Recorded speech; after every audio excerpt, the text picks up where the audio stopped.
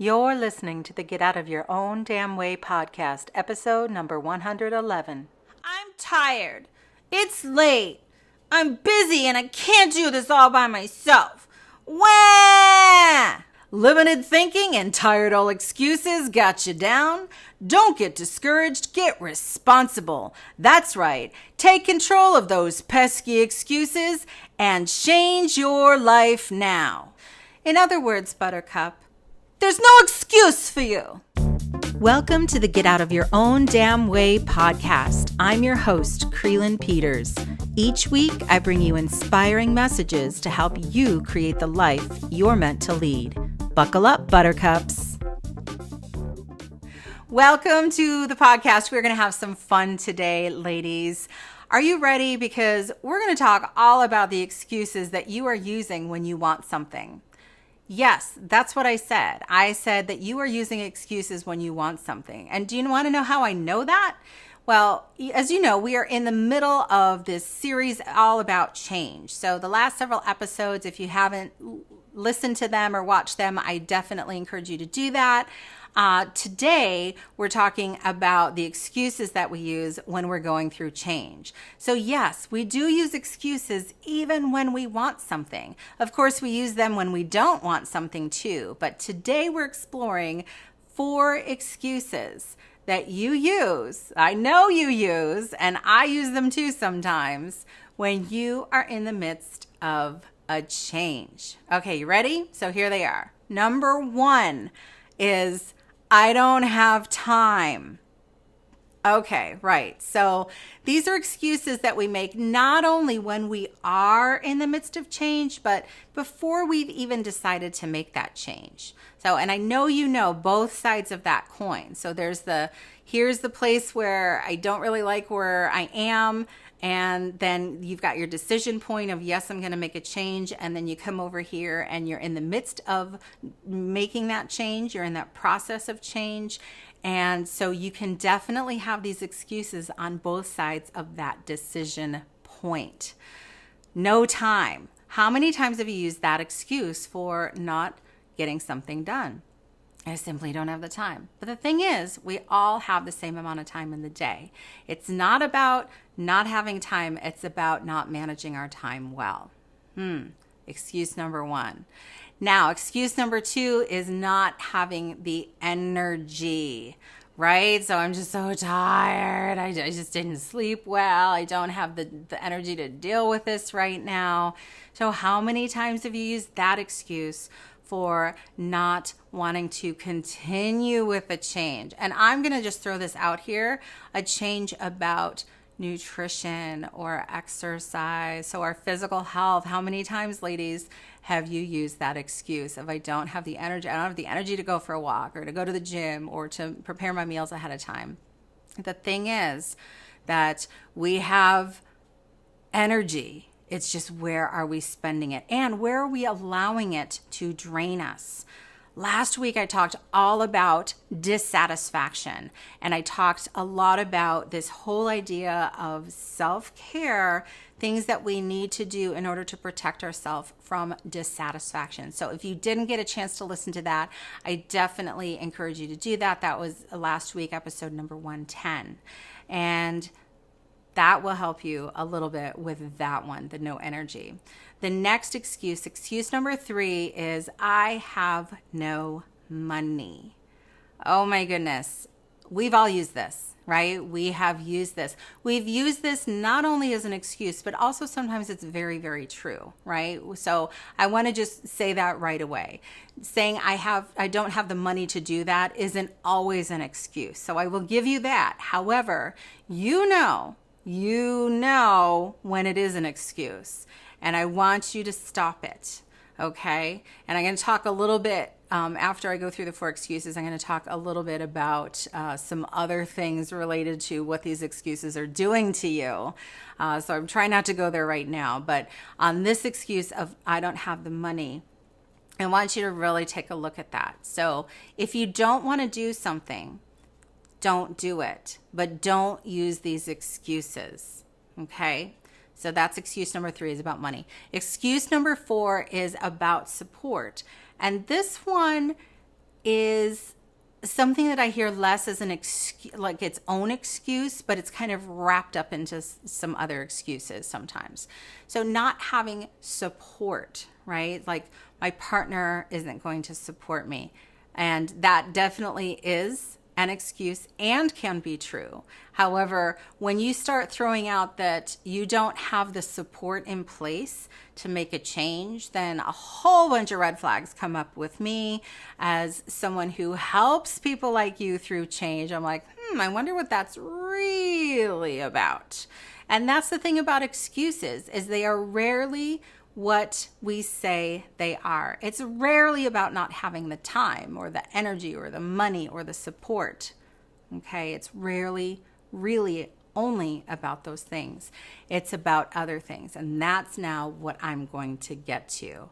And before I get to that, I want to remind you that I do have a handout for this episode that you can download for free at krylyn.com/111. And it's going to go through all of these excuses and then all of these other things that I'm just about to say and give you some really great tips to help you deal with these excuses. So when you use these excuses, what is this really saying? What are you really saying to yourself? What are your excuses saying about you? So I wrote a few things down that I'm going to share with you. Some of them might be a little shocking. They might seem a little harsh. They might seem a little true. However, this is what I have found are some of the deeper things going on. And if we don't address these things, we're going to continue to use excuses that aren't really the real reason. Okay? So I want you to really take a look at the next things that I'm going to say. What your excuses are saying about you. First thing is that you do not value yourself enough to put yourself first. I told you some of these might be a little harsh, but there is some truth here. We tend to, as nurturers, as caregivers, as women, we tend to put other people first. We put spouses, partners, children, family members, bosses, colleagues, neighbors, just the list goes on. We put people first. Strangers, right? I've seen people treat strangers in a very kind, compassionate way and then turn around and yell at their kids. Like, what the frick is going on here? And the thing is, it's not like, I'm not here to pass judgment on that. It happens. However, I want you to take a look at it and to realize that you have got to put yourself first. That old analogy of putting your oxygen mask on first when you're on a plane and it's going down, you put your own mask on first before helping anyone else. The reason you do that, reminder, is so that you have the ability to help other people. You are no good to anyone if you are not taking care of yourself. And it all starts with how you treat yourself, which stems from how you value yourself. So when you're using excuses like, I don't have the fill in the blank, could be any one of the four that I mentioned or other ones that you might come up with, realize that what you also might be saying to yourself is that you do not have a big enough value placed on you and what you need right now. Okay, that's number one. What's number two of what your excuses are saying about you? Is that, and this goes really very well with what I just said, and that other things and people are more important than you. So it's not only not putting yourself first, but it's putting everyone else ahead of you. And I talked about that already. So that is definitely something that it could be saying. The third thing that your excuses might be saying about you is that you do not handle yourself well. And again, might be a little harsh, but if you cannot afford money-wise or time-wise or energy-wise to do the things that you want to do, there might be some ways that you're misusing those resources. Okay? So not to say that those things are not true and valid reasons.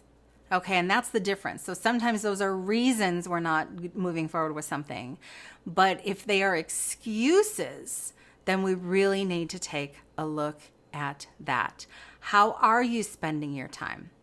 So I'm going to just out myself right here. When I start to say, I don't have the time for that, I have to take a step back and look at how much freaking time I spent, binge watching Parks and Rec the other night, or how much time I spent browsing my news feed on Facebook. Like, it's getting real, okay? Getting very real with what decisions you're making. If I don't have enough money, did I go to Starbucks too many times this month and that's why I don't have the money for it? Or, did I have an unexpected bill that I had to pay? So again, reason versus excuse. Take a look at it. Take a deeper look at it. And then the energy. What are you allowing to take your energy? Are you allowing situations and people that are not priorities for you right now to zap your energy, to steal your joy, to pull your focus? Are you allowing that to happen? And if you are, take a look at it and then change it. So these are some of the things that we could want to change, right? Is how do we manage ourselves? How do we manage our time? How do we manage our money? How do we manage our energy, and how we deal with the everyday frustrations that we all have? How do we handle our emotions? How do we handle the negative thoughts that we have? These in and of themselves could be the changes that you're wanting to make. So number 4 in what your excuses might be saying about you. And this one I love because I know a lot of you struggle with this, because I talk to so many of you about this, and especially have been doing quite a bit of research on this topic for the last couple of years. You ready, ladies? Okay. So you have difficulty delegating and or asking for help. Okay. I talk so much about support, and I'm probably going to be doing a lot more about support in the near future, because it's so important, especially when I'm talking about change. There are different levels of support and different levels that we have to understand. We can be at a level where we don't even recognize that we need help. And that's one area, right? But what I'm talking about is when you are having difficulty asking for help, like, does that stem from you not even recognizing that you need the help? Is that stemming from your pride of not wanting to ask for the help? Or even your anticipation that people will not help you, or even your expectation. So your anticipation or your expectation that people will not help you if you ask. So if you don't ask, then you don't run the risk of being disappointed. Yeah, I have your number. I know how this all works. And I have been doing so much work on this seemingly small thing about support, but it is huge for us ladies, huge. And I want you to take a look at that. Is your excuse having to do with your inability or your difficulty or your challenge in being able to get support? So take a look at that.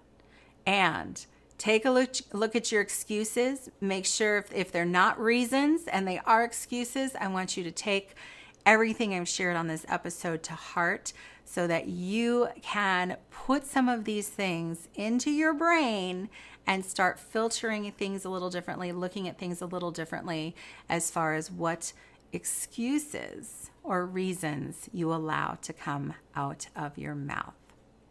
Next week, we're going to continue on this change journey, and I am going to do something a little bit different. So I can't wait to share with you next week. And just a little preview is that I'm going to go a little Yoda on your ass. So stay tuned for next week. Catch you then. Thanks for listening to the Get Out of Your Own Damn Way podcast. If you've been inspired, please share the podcast with your friends. You can find us on iTunes or at Krylyn.com. KRYLYN.com.